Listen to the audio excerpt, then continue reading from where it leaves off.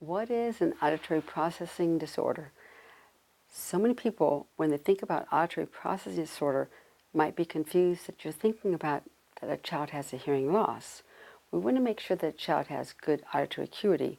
We want to make sure that a child can pass a hearing test, and that will be done here in my office. But what we also want to know is, does a child have good auditory processing? So what is good auditory processing? We know from the research that Dr. Paul Talal has done that children should be able to hear sound as small as 30 milliseconds long. That's a very tiny, tiny piece of sound. And so this to me represents the ability of a child to listen to what someone's saying and capture all of the information. A child who has an auditory processing disorder is a child that passes a hearing test, but they can't hear small pieces of sound.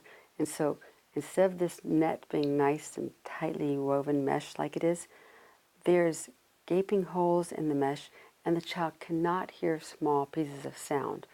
And if they can't hear those small pieces of sound, then the information is not going to be sent up to the cranial nerve number 8 into the brain, and then they're not going to be able to hear the difference between b and da, or k and ga. And so they're going to have confused, long, multisyllabic words.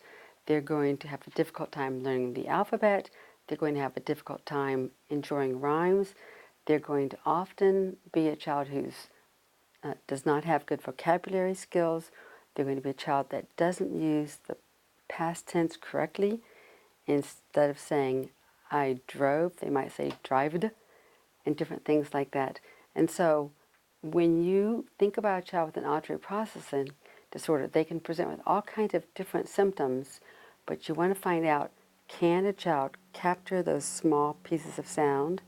And we have tests that show us whether a child can do that or not.